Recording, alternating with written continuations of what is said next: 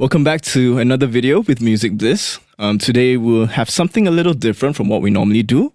We'll be interviewing some of our local industry artists. And on our first episode today, we have the one and only Airliftz, as well as his band members, Adrian and John. So, how are we feeling today, guys? Well, who want to start first? Good. Not too bad at all. What about you, John? It's been a good day. I got to see family here. Okay, yeah. Okay, family's good. Family's always got to make time for family. Yes, sir. Yeah. It's been a long one for me, though. Oh, okay, yeah, I can understand. So you just had a performance recently. Yeah. You had a big show at Yeah. Good Vibes. Shout out Good Vibes. Shout out Good Vibes. Shout out people at Good Vibes. Vibes. We support you, we stand you. Future Sound Asia. Yes. So I think, was this your first time performing at Good Vibes? No, this is actually my second time. So the first time was back in 2017. Was it 2017? I think it was 2017. And with a DJ, but now with the band. Yeah. So having your first time performing at Good Vibes with a band, I can tell because normally when you're a rapper, normally the main setup, as we see in Coachella, as we see in Rolling Loud, we usually have the DJ playing the minus ones as well as the ad-libs, and then you've got the main star doing all your hype man sort of thing. So what was it like first in getting the call to get the show at Good Vibes, as well as coming together with a plan to form the show? Wow. So I was talking to Alman, that was the first thing. Like, we were at this event. He's like, yo, man, I want to get you for Good Vibes. And like, yo, yeah, let's get it on. And then...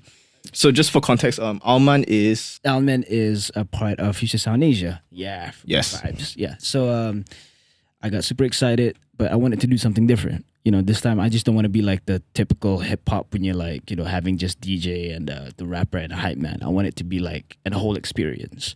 So I got these boys from Penang. We got Adrian, the drummer, and John, the guitarist, to be a part of it, and other members like Iggy, another guitarist, and Ken, bassist. He's also a rapper. And Mulan Theory was engineering the whole set. Yeah. And Fakrul on the visuals too. So it was like, we got Wawa as well. Oh, we got Wawa as well. Wawa as well. Yeah, Yuswa. Yes, sir.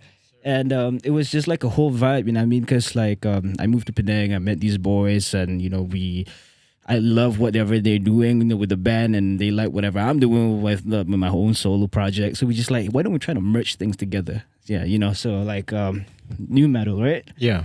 So we for our side, we play a lot of new metal stuff, very heavy music. But how we got along with Airliftz is basically where we just met, we just kind of hang out, and then we kind of hear his songs, kind of add everything, our elements into his music as well. So for the Good Vibe set itself, with what you guys saw that day, it's kind of a mix of what he has and what we can provide to his sound as well. And what John has. Yeah, and what John has too, adding his own elements into it. Yeah, man, it was like a whole trip, dude. We spent 2 months, man, just rehearsing. 2 months to prep. Yeah, for one show. For one show, making sure it's not just the rehearsing part. We planning on the visuals, and making sure all these. I don't want my song to sound like the original one. Might as well people just listen to platforms, right? So we wanted to do something different. So we spent time in the studio just breaking down all those things again, taking piece by piece, making sure it's something else. It's a different experience. And that's the thing. I know generally artists. Yeah. For some, they would prefer to have their live set sound entirely different from the recording.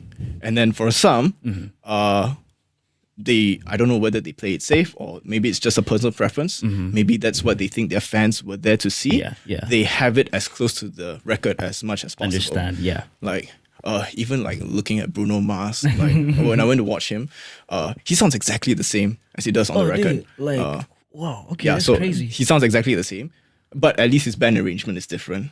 Understand, yeah. For some of the main stage rappers, we do know that maybe it's for convenience, maybe it's just to ensure that the quality is always consistent. Yeah. I do know that they do resort to using minus ones. Yeah. But there's no wrong answer. There's no wrong it. answer. Yeah. For anybody out there who wants to plan their show, if you want to use a minus one, if you want to make sure your quality is consistent. Yeah. If you don't want to introduce any room for error because with the band arrangement, there definitely is a bit more room for error. Everybody has to be tighter. Yeah. You're not relying on pressing play. Oh, so yeah. it's totally fine. No worries. We got you. Yeah. Okay? Yeah. Like, do your -1s, man. It's helpful. It's the way to go. It's the way to go. It saves your life. And more time. So for the Penang boys, are you guys all from a new metal background? For myself, most of it, for the most part, but I started with hip hop music first. Went into rock, went into very old school rock like Guns N' Roses, AC/DC and stuff like that, and then slowly evolved into new metal music. Okay. Yeah. And for John, yourself? I started with church music. Yes. And then grew up in there, learned from there, and then Take him to actually church. Adrian was, I knew him since I was 12, so he kind of introduced me to rock and the heavy stuff. Yeah. Fell in love with it, fell in love with guitar riffs, and then from there kind of like expanded, yeah. Okay. So from the church music side, I do know that there is a certain format that we follow for church, being from church myself. So pivoting from church to new metal must have been like a drastic shift? So one thing about church music is that it's very ambience, it's very melodic in some areas, and heavy metal music that's the essence of heavy, right? So I find when I mix both of them, you have sounds like not light but similar to how sounds like Polyphia, sounds music like that, where it's a bit more melodic yet you have some heavy element in it. Yeah. Okay, cool. New metal as a genre is quite niche in Malaysia, I would say. I actually kind of knew the Sick Boys from when I was doing an internship. So I did know them. I think it was like... Oh, you did internship with JD? Yes. Oh, JD. man. Shout out JD Studio 2105. Yeah, JD. Love you, man. So Love you too. one of the first few records that I helped to track was actually Sick's first album. Oh, man. Yeah. So I think I tracked like 4 or 5 songs on Right, that. right, so right.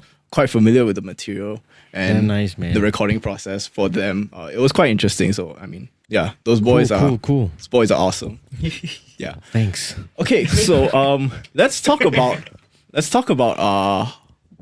playing the show itself. Oh yeah. The experience of playing the show. So There's something happened. okay, so we can definitely address that, no problem. So let's say 10 minutes before, 10 minutes after. Yeah. What was it like? Feelings, emotions? Were you nervous at all? Were you trying to like think about stuff that's gonna happen on stage? What you want from the audience, that kind of thing? So for this year is quite special. I had more frustrations than nervousness because I would really want to make sure like everything sounds right. Yeah, so when 10 minutes before, like I go back to these boys like in ears, check, good. Like here, levelings, like check, good. Like, you know, I want to make sure everyone's like, you know, they're comfortable with whatever they're hearing, where they're at, and where their placements are on the stage. And yeah, man, to me it was more stressful than like, oh no, like, you know what I mean, like nervous. But it's still a great time, you know, because I know I'm with the boys. Yeah, so because like I think we were buddies, right? So it's easier to vibe with. But 10 minutes after, we were like super happy. Super happy, man. Super happy, man. Yeah. Because you know, people came to us and saying like, among all the sets that they've seen, like ours was the best. It was just like the clearest sound, the loudest. Thank God, man. Yeah. We're just so happy with that comeback. So yeah.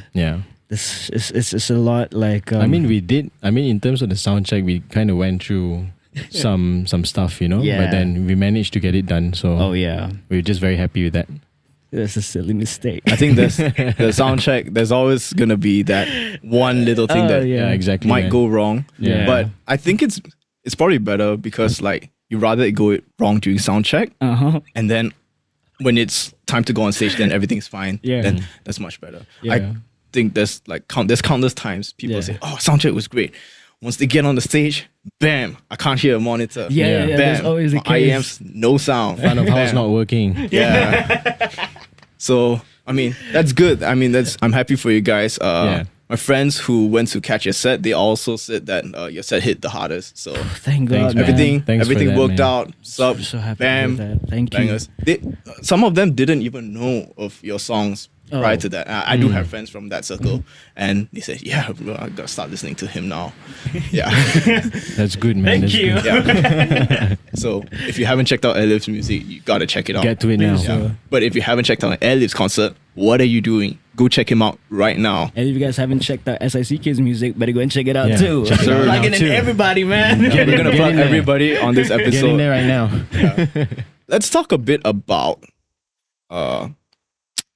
how it is to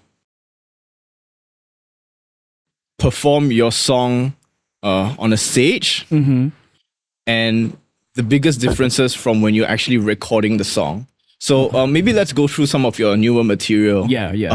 You've got Princess Bubblegum. I feel like Princess Bubblegum is, and I wanted to highlight it because I think it's probably like the most different from what I've heard. Yeah. It's like sort of like I want to say dancehall, but I don't even know if that's right. Yeah, More of like a colored sound. It's a new colored sound. So Okay, I see it though. Big shout out to Cheah Hill. He's the producer. Yes, shout out to Cheah Hill. I hope to get him on this episode too. Oh yeah, you should get Cheah Hill. But like, yeah, man. We just wanted to give something new to Malaysia, like because yeah, me and Cheah Hill, we always like to try something different. Up to the point, like, we both don't even know what genre of Princess Bubblegum is actually. Like, okay, you know what? That's fair. Is it jazz or is it dancehall? Is it a mixture of this too? Like, you just like scrap it, just pop. Yeah. Yeah, I mean, it's personally, I'm not one to box anybody in genres. And I believe everybody, maybe they have their own comfort thing. Yeah, for It's sure. always nice to see, especially for the local scene, for people to do new genres, new styles. Yourself, Cheah Hill is also another one. Yeah. Since he's your producer, now it makes more sense to me. Yeah. So, the idea, but I can imagine because you come from a rap background. Yeah. Rapping on different beats like those. Was it at all challenging, or was it just about finding the pocket? Was it just about finding a groove? I mean, like, it's just about finding the groove, finding the pocket. Because, like, to me, like, when it comes to writing rap music, it's always about the flow, the cadences, and all those things, right? So you just gotta feel the groove of the beat too. You know what I mean? Of like Princess Bubblegum, like I found the groove so easily because it was just like I was just vibing to it. I didn't think too hard on it, like, oh, it has to be like this kind of structure, that like this has to be that way. I'm just like, yo, this is what I got, Cheah Hill. It's like, yo, it sounds dope. So it was just more like I think it was also the chemistry that I have with Cheah Hill, that we have like kind of we have each other's trust to just like, yeah, I know you can pull it off, we can pull it off. We were just like, okay, the chemistry is there, so it was just so easy for us to just create lah. So in terms of that writing process, I would assume that he wrote a beat, made a beat, and then he sent it to you. Yeah, he and then did. say, yo, let me get on that track. Like, how normally rap music is done, or no, it was more like, I mean, at first it was like that. He was sending over beats, right? I mean, Princess Bubblegum was one of it too, but we actually like kind of had like much a small sit down to make sure, like, okay, and not really a sit down. We were just through WhatsApp conversation because I live in Penang now, right? Yeah. So like it was just more much. So Cheah Hill would send his references and I would share my references. He was just like, okay, we were heavily inspired by like Korean R&B, like people like Dean, people like PH1 and everybody else. So it was just a whole vibe, man, for sure. Yeah, the whole writing process was just like I feel like when you click, like that's just it. Yeah. And I assume you can't do that with everybody. You have to have that sort of like little magic, that spark. Whether it's a line, whether it's like some part of the beat where it's like, because we were making like 6 different beats before that. He was making 6 different beats just to find the right groove, because we needed to send to the label, right? So we wanted to make sure, like, okay, this sounds pop enough, and like to make sure it's out there. So like, that was the whole process. Like, and Princess Bubblegum was just one of his beats, and it was just like a simple structure, just like the base of it. And then he sent it to me, and then sent back my vocals, and he just started working from there. Yeah. That's what I remember. Yeah. And because you did perform Princess Bubblegum at Good Vibes, I'm going to hand it over to Adrian and John. Yes, sir. Maybe finding the parts on where you guys could fill in for the performance of that song. Okay. What was the thought process? How would you, as a sessionist or as like a band member, find your space in a performance like that? Okay, I mean, like for me, the drum part is pretty simple because he has come up with the beat, so I just kind of play around with it, and I have a lot of music taste in terms of that kind of sound, so it's pretty much easy for me to just play through with it. And we just jam a few times, you know, kind of tweak it a little bit in terms of the sound. For the setting of the snare and stuff like that. So yeah, that's what I did though. Yeah. And for Mr. Guitar, for the guitar part for Princess Bubblegum, actually, to be honest, I feel up a lot of church style music. So I put in chords and ambience and pluckings because the music itself is already very full. So we kind of add in just to have the ambience of the guitar, throughout the verse to the chorus. Yeah. I think it was more Iggy that was doing the the leads and the melody. Because vibes, man. Yeah, it's just vibes. Just good vibes. Yeah. So because this is, I think this is pretty important for anyone who's playing in a band as well, because there's quite a number of sessionists around in the local scene now. The ones who are playing on the stage, somehow they have that sort of musical sense to not do too much and to do just enough. Yeah. So for instance, adding texture, adding ambiences to the backing track, I think just helps to fill up the entire speaker. Sometimes less is better. Like less is more. Less is more. Like Less is hot more. take, less is more. Yes, Gonna cut that out for the YouTube short. Less is more. Yeah. And we also want to make sure that we're not interfering with the main vocal, which ultimately is the main star for most of the tracks. Yeah. Okay. So you had like choreography for that, right? Yeah. Or was that also spontaneous? Okay, so yeah, it was choreographed. Yeah. Okay. Me and Olivia, we actually, because we did that in the music video, the whole dancing thingy. So we just kind of took like some of the steps. We tried to simplify it to make it a lot easier for us to dance on stage, right? But yeah, it's crazy because we only had like literally half a day to rehearse. And then on the day itself, we were in the backstage area, just like 10 minutes, just like, okay, making sure everything is right. And then go straight into like behind, like on stage right after. It was like so crazy, man. It was too fast. Okay. Yeah. Okay. Well, choreography actually does make for more entertaining shows. Oh yeah. I know the Sick Boys actually, they break dance, right? Yeah. Do they break? Yeah. Yeah. Some of Does them. do all Ken of and them Iggy. yourself? No, I don't. Okay. I sure? don't break dance. No, I don't. Okay. I break beats. Yeah. Break beats? Yeah, Okay. but I don't break dance, man. Yeah. Because I can't remember where I saw it, but I think I remember Ken. Oh yeah. I think he's a break dancer. Yeah. B-Boy Flame. really B-Boy good. Flames. Yes, Yeah. sir. Yeah. Backflips and all that. Can't imagine. I thought you guys would actually like drop a flare. Crazy enough though, because since you mentioned Ken, right? Yeah. So a night before the show, he was helping me to like memorize the movements. Okay, and you know what? everything. Yeah, I can see that happening since he's a Yeah. dancer himself. Yeah. It's crazy. It's a cool touch, man. So, let's move on to what you're planning to release. Like, do you have anything in the works? I have a plenty to release, but it's gonna take us some time to get there. But next one is gonna be soon enough. Probably, I would just say October, November, hopefully around that time. That's probably like a single, and maybe next year like a full I mean, it's album. pretty soon. It's like next month. Yeah, but I am after like few years of just releasing one EP. It's finally to put out the album.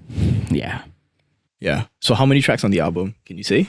I mean, right now I'm just targeting. I'm still working on it, but I'm targeting at least 10 to 12. 10 to 12. Yeah. Okay. Not too much. So, full length album. Full length album. And from this album, what could we expect from how your artistry or your lyricism has evolved? Because you've been doing this for like how many years now?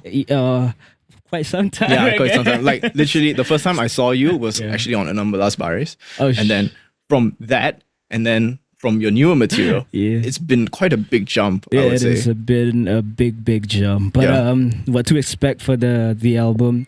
Because like you said, Enambelas Baris, that was like the old Airliftz, like very very rapidy hip hop. But I'm going back into that just to kind of like memorize, just kind of remind myself for where I started.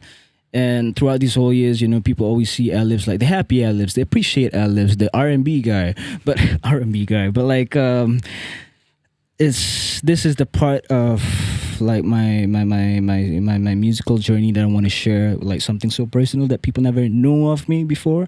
I think I'm ready to share that story. Very personal, something so real. So like, yeah, I'm getting.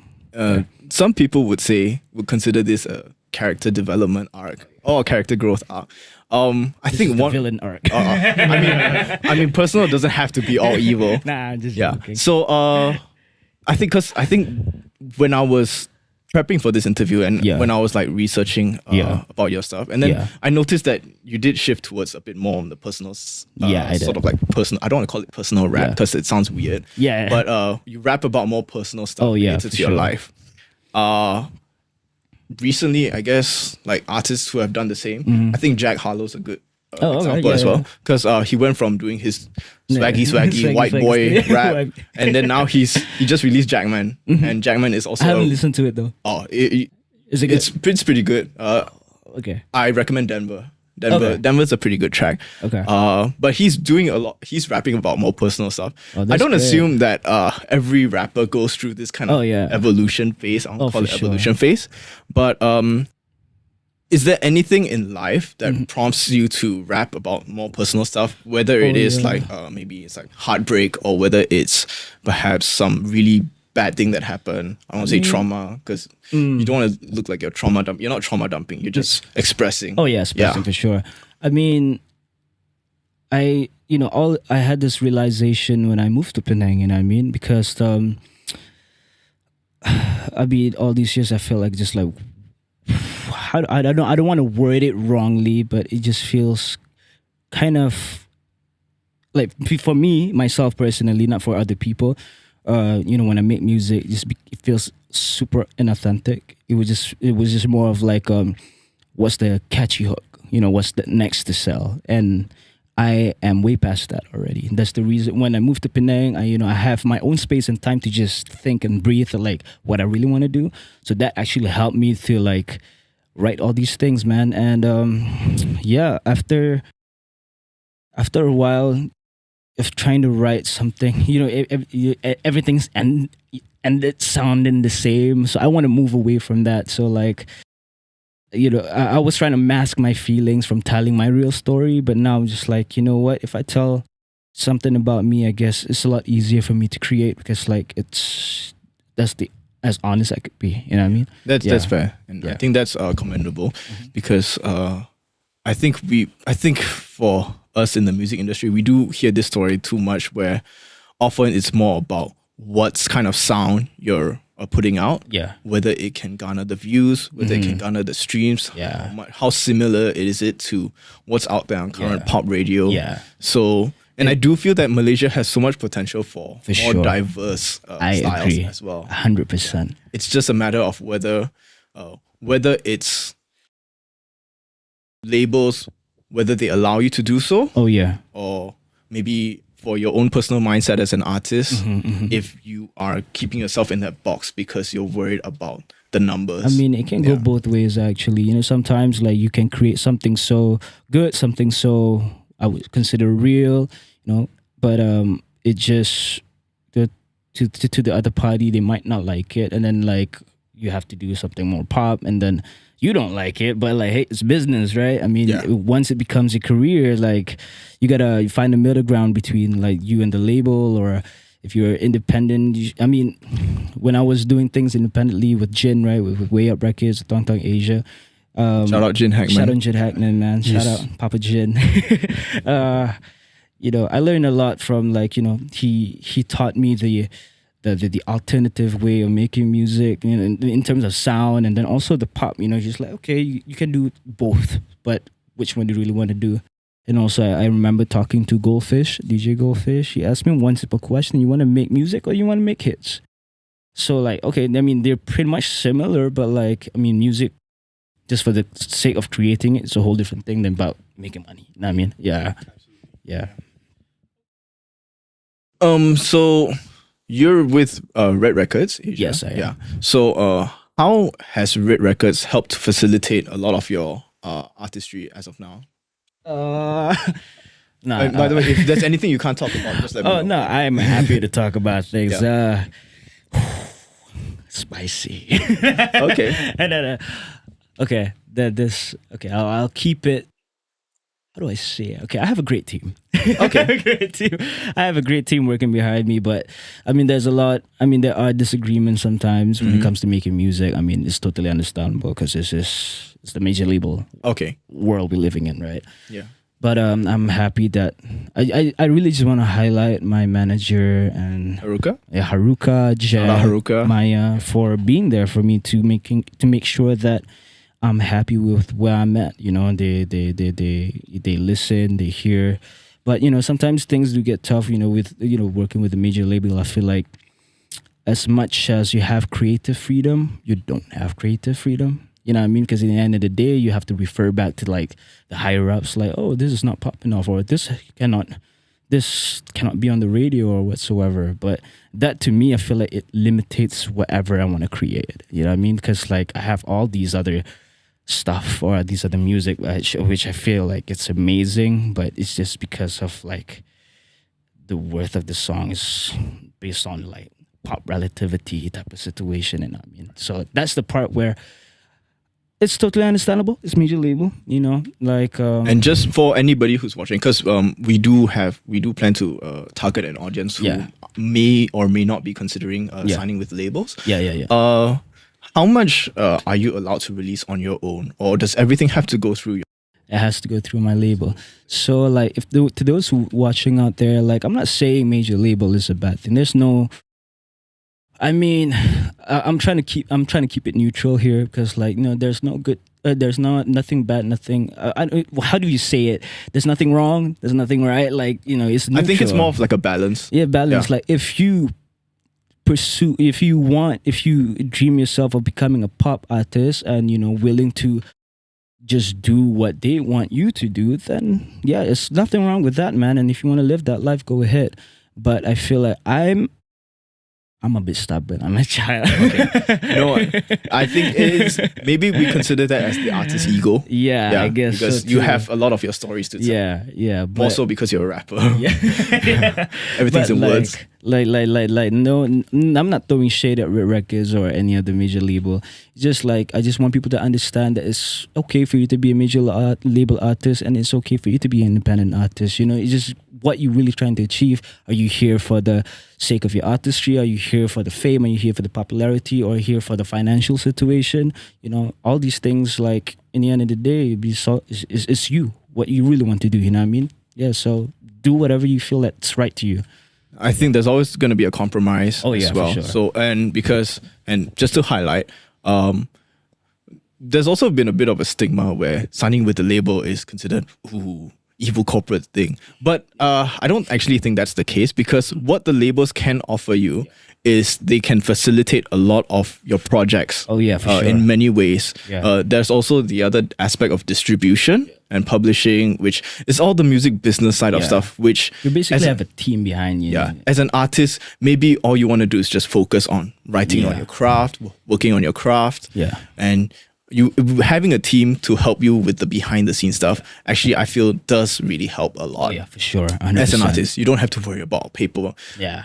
If you're an independent artist, you do have to worry about all this stuff. Oh yeah, for you have sure. to think about your own publishing, getting your own shows, payment of your own Very shows. important. Yeah. Sorry, did you have something to add? No, it's just very important. I just needed to say that. Yeah. Because and a lot of navigation for up and coming new artists, this will be quite scary.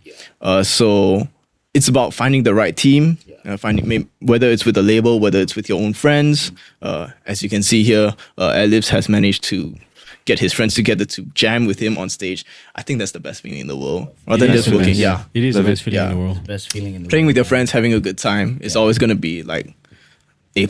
Even if you like sometimes plus. you just go offbeat, it's still like amazing. It's like you would just can- laugh at those situations. If Yeah. you make mistakes, it's fine. Yeah, it's fine. It's a learning process all the time. Yeah, I mean, there's in my circle, we always say if you play the wrong beat or the wrong note, it's jazz as long as you get back on the groove. As long as you get back on the groove, it's jazz. It's funny because like we had a show yesterday and everyone went offbeat, right? But it's still like, oh, okay, this is still a groove, but I had to stop it because it went way too far off. The last song, right? The last song. man. Bon July. Bon July, yeah. That was I think it was great. good that you did that.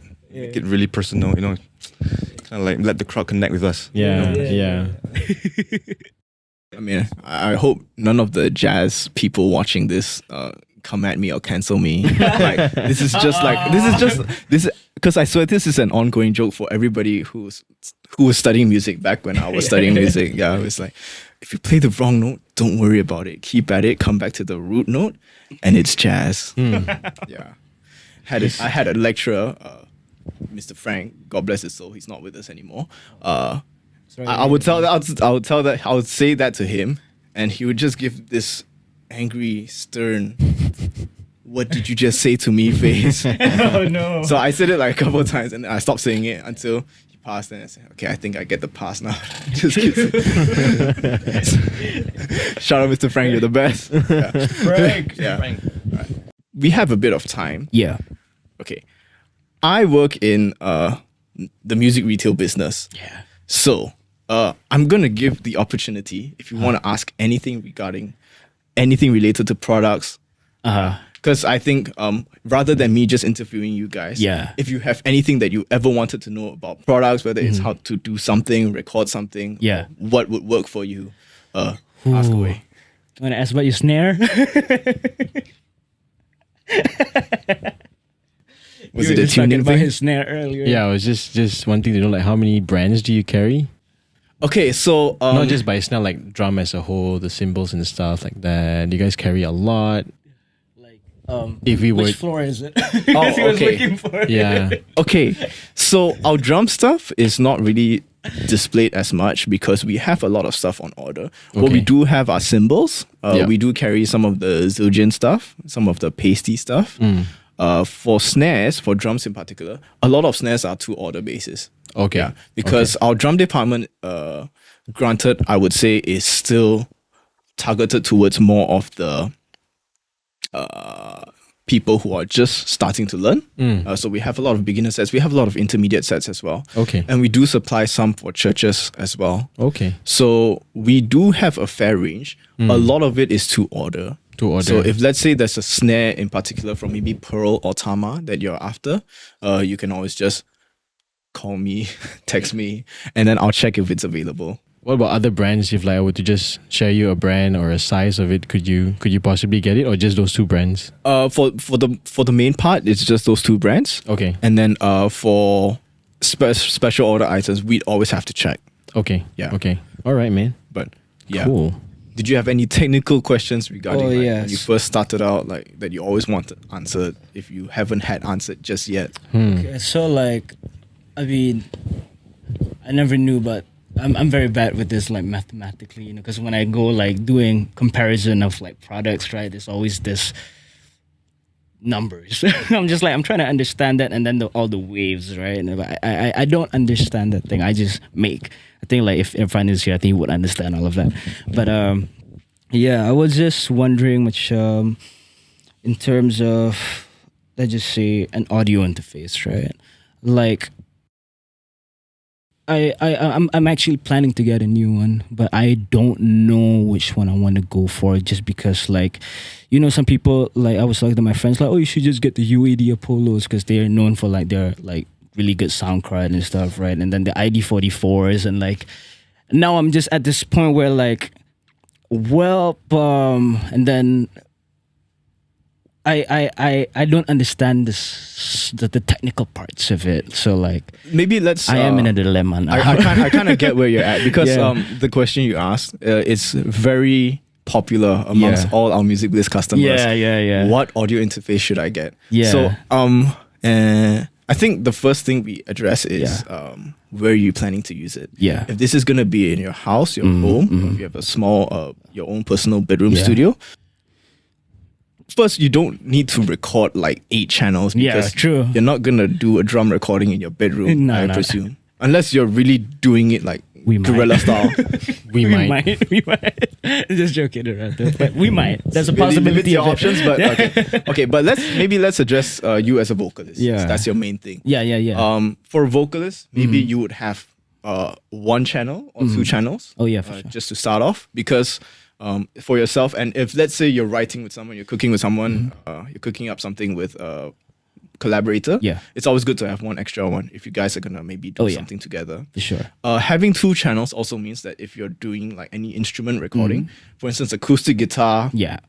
or if you have maybe another acoustic instrument, Yeah. you will have the option to record your instrument in stereo. Gives you a bit more tonal options. Understand. For a vocalist, I don't believe there's any necessary situation where you would record your vocal in stereo. Yeah. You That just makes one mic, one channel. Yeah. And you got to make sure that preamp is like the best preamp you Yeah, can yeah. get. You can get. So just to name a few. Oh yeah. Talking about preamp, right? All these years of making like recording songs, right? I never knew there's such thing as a mic pre. Okay. I just found out about it this year. Okay, no worries. It's okay. I'm sure that a lot of people who have the audio interface also aren't aware of how important the mic preamp is. Yes, The mic preamp is the thing that will help to drive and ensure that your audio recording, I don't want to say it doesn't distort, because fact of the matter is when it comes to recording, there's always going to be a slight little bit of like coloration or distortion, but it's how it's distorted that it, makes it pleasant to your ears. Because if you have an entirely clean recording, scientifically it will sound horrible. Yeah, you do need to have a bit of that color when it comes to your preamp. So transparent preamps basically mean that how transparent it is relative to your voice. Okay. So not to say that it's going to be a one-to-one, but it's going to be done in such a way where it respects your tone. Understand? As well as it respects the nature of the room that it's being recorded in. So having said that, you want to get something that's as clean as possible. Yeah. Because having it as clean as possible also means that you get to adjust it. Yeah. Or you get to shape it in any way that you prefer. Yeah. That's so nice. Just to shout out a few products, Universal Audio, you mentioned it, the Apollo. That thing is crazy good. It's got really good preamps and it's got a really good system where you are able to track your vocals with effects. Oh shit. Yeah. Sheesh. Okay, so you can track your vocals with effects in real time as well. They have a software to do that. It's only available on Mac at the moment, I believe. Okay, because I'm a Windows user. That's okay. That's the nice. The plugins that are included, because it also has the benefit of processing a lot of their plugins, their own brand plugins, on the audio interface itself. So you won't introduce any lag when it comes to your PC or your Mac. Dang. Having said that, it does come at a higher price point. Yeah. If let's say you're after something just on the go, Yeah. it's not the most portable interface, by the way, the Universal Audio Apollo. If you want something that's on the When go, you mean like portable, is it heavy or? it's a bit bulky. Okay, understand. Yeah, it's a bit bulky. But if you have a big bag, then I guess that's fine. If you are going for something after a bit more portable, some of the brands that we do have, the Motus are. Yeah. I would say the Motus have probably one of the best digital to analog conversions in the chips. They also have really nice preamps. They have a really nice LED display.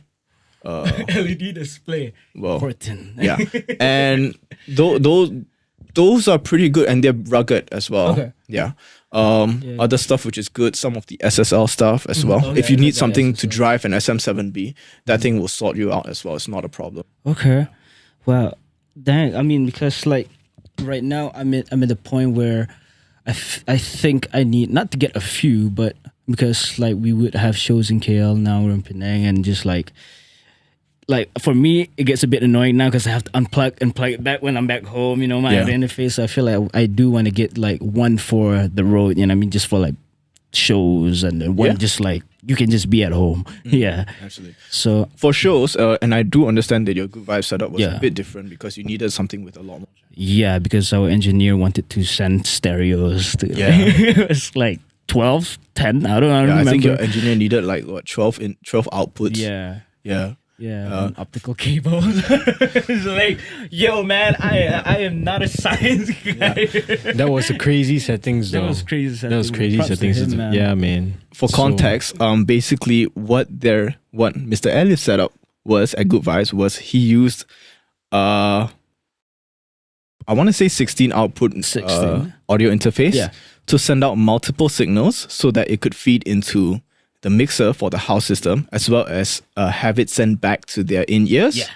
And it also involved sending out tracks for their performance. Yeah. So if you have a -1 or if you have like a backing track, sometimes if you have multiple stems, it will also help if you have a audio interface with more outputs. Yeah. Yes. So we had trouble with that because during sound check we tried the one of the boys got the Steinberg.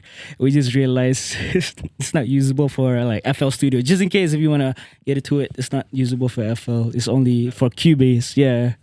So we were there during sound check like, oh, none of us knew. So we had to go and go down to Anthony, Big A Productions. He had the Evo 8 audience, so we worked with that. Yeah. And I think that was more than enough for you guys.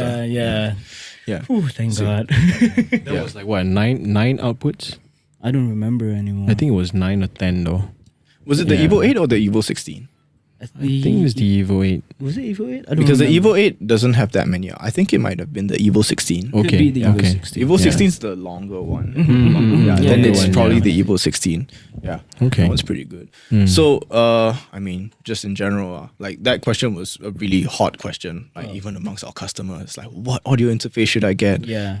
And I assume you have the rest of the gear as well, right? Oh yeah. Honestly, like it's crazy enough because I got all my gears from the day that I start making music for Music Bliss. Yeah. Loyal customer. Yeah. I got best the guess. HS5s, Best guess. I got the ID14s and the what's the keyboard again? Novation. Oh, okay. Yeah, the yeah. launch key? Yeah, the launch keys. And I still use my 80-20-35 that I used from the same day. And then I didn't remember coming again and bought the warm audio mic. Yeah. The warm audio cables. The junior one, or was it the bigger one? JR. Yeah, JR. The G. Yeah. Okay. So for context, Warm Audio 47 Junior, replication of the Neumann, the Neumann U47, but in a more traditional FET style. What do you think though? Like, I mean, because they are known for that, right? But what do you think comparing to with whatever technology that they have created with the current mics nowadays compared to the U47s or? So that's also a really good question because a lot of studios in the US currently still use, they still have a lot of these mics because number one, they've been around for like so long. Yeah. And they've had the access to those mics since way back. Oh yeah. I think we're talking at least like 50 years. That's bare minimum. So with the current mics that are out today, it's a bit of a different game. We see a lot of companies emulating all these traditional mics, whether it's the U47, whether it's the 87. Another popular mic is that small little slender tube, Like the C12. The Telefunkens, no? Telefunkens are relative. The company as it is now is currently still. That's still their kind of their motto. They still have their own faithful replications. Okay. But the biggest benefit they have is they have like they have ties with the original company. Oh. Yeah. Okay. So a lot of their designs are a bit more traditional to the original spec. There's just maybe like some slight differences with the capsule that they use.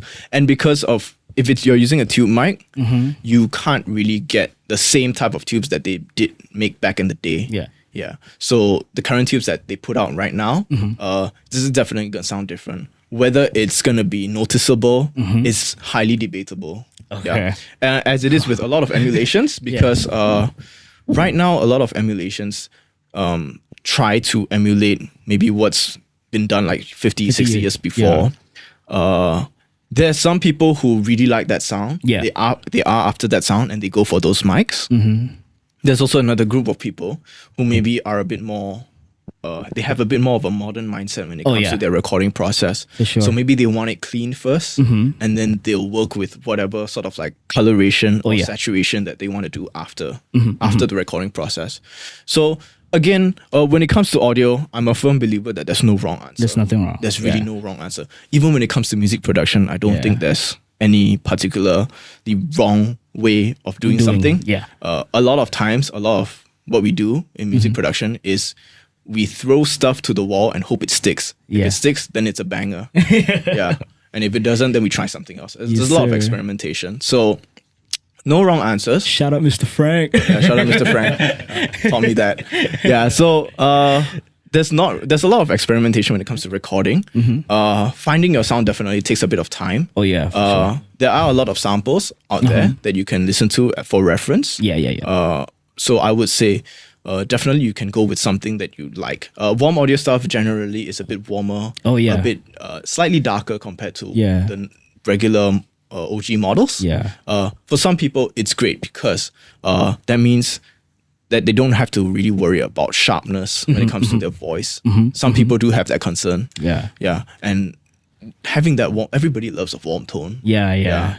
And it's pretty faithful replication of the models, if I do say so myself. I had like trouble switching from the 2035s to the warm audio because like I did notice that the 2035 was a lot more sensitive compared to the WA47JR. So I was like, it took me a while for me to like I had to like relearn my vocals again through the mic. Okay. So I'm like, oh, okay, maybe it's just me, but like, yeah, I love the sound though. Like I agree with this. It's more of a warmer sound compared to like 2030. I mean, it's a whole different thing too.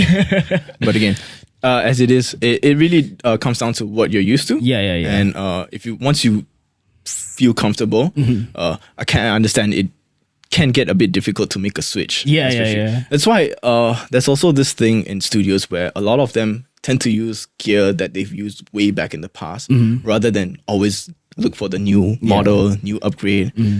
Most of the experienced studio guys aren't really quick to upgrade their stuff if it's working just fine. Okay, I understand. Because they know it works. They understand their gear completely. Understand. And they make it work for them. So fair. For guys like me, it's a bit different because I work in retail, so I have to keep updating myself on what's out there. Knowledge is key.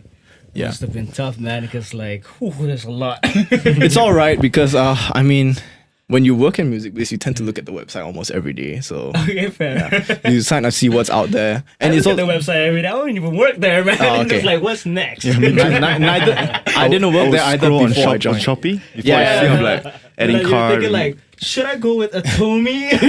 Just like, should I just pay in full? Plenty of payment options out there. Yeah, I mean, so yeah, buying gear is always, that's what we try to do in music biz, for the record. Like we try to make sure that everybody who comes to our store has a clearer idea of what they can get. Because I think the last thing that anybody wants to do is to buy the wrong piece of equipment. You get demotivated to do your work. And then you're just like, you just give up. That would suck for everybody. Because the world could use, I mean, Malaysia itself could use way more musicians. Like there's always room for like new musicians. I totally agree 100% on that though. Yeah. Man, I mean, my first introduction to Music Bliss was apa ni?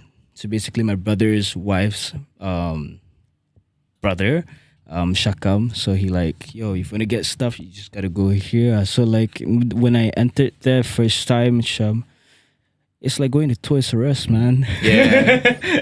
It's like I was just like, yo, this is crazy. You can get everything there. Everything there, dude. Look I left, got my right, pedals top, from bottom. Music Bliss. Yeah. And I shout out to actually from Shunfai. He's a friend, so he even got he mentioned he knew you. Yeah, so from Plus from Inti before. Oh my. So he introduced me to, he knows a lot actually, so in guitar stuff, so he even helped me change the pickups. I did the fix for me a pickup as well. Okay. The Leo 59. Leo 59. Leo 59. Nice. Sounds like a street rap name. Sounds like his name, man. You just JC. adopt it right now. Leo 59. Yeah, Lil 59. John Lil 59. Sound like a Bible verse. I know. John chapter 5 verse 9. 5 verse 9. Oh man. Yeah. All right. I mean, I think we're good. I think we've covered a lot of stuff today, and it was really great having you guys on the show. This was our first episode, so we actually are planning to do more content with a lot of more like local artists. Yeah. So this is the part where I ask you, who do you think we should have on the show next? You can name 3 people. Everybody loves this, so we just go with 3 people list. Let's go, Airliftz. Let's go. Who's the first? Okay, you give one answer. You give one answer. I'll give one answer. Okay, not that. Yeah, that's fair. That's fair. Like anyone, I think. Yeah. Anyone you think and why? Oh wow. Azmi. Okay, we have to justify it a bit. Like for me, I guess I would like to see my friends like Irfan or Cheah, because like I think you would have more interesting conversations since they understood this whole technical. No, I mean for the record, I think having it from the artist's perspective is great. Yeah. Okay, great. Because like I was just wondering, I was worried if you're gonna ask me all this like very too detailed question. I'm like, I don't know how to answer, man. It's all good. It's all good. Yeah, but I think like from not just like a technical side too, because they are also artists. So it's great to see like Cheah or Irfan, because for me, I believe in them very well in pushing the forward sound. So I think like that's the future. Yeah, that's that. For the record, that they're on the short list. Oh really? Yeah, they're on the short list. They're on the short list. Yeah, we just wanted to see how the first episode will go out first before we brought them on.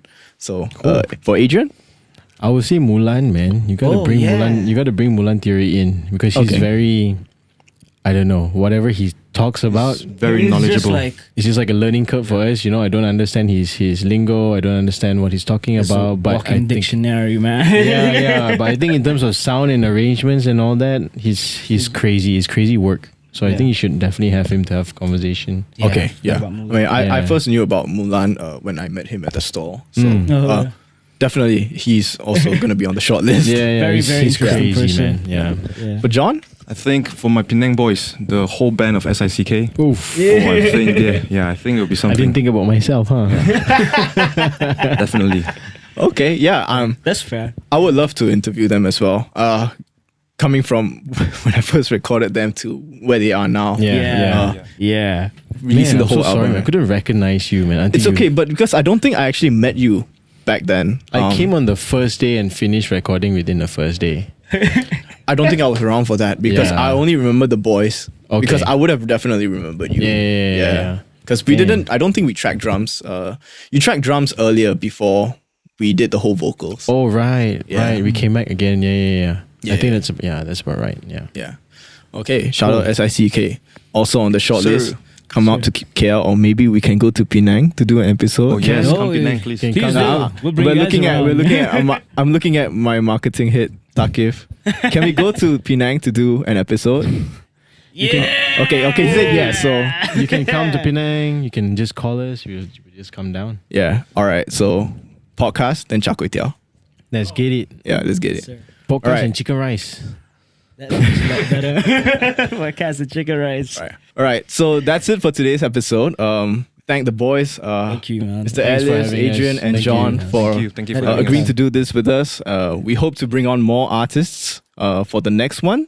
If you have any interesting people you guys feel we should bring on, drop it in the comments below. And if you like this episode, give a thumbs up, subscribe to us. We've got way more content coming out for you guys. So this is Jeremiah from Music Bliss, and the boys, peace out.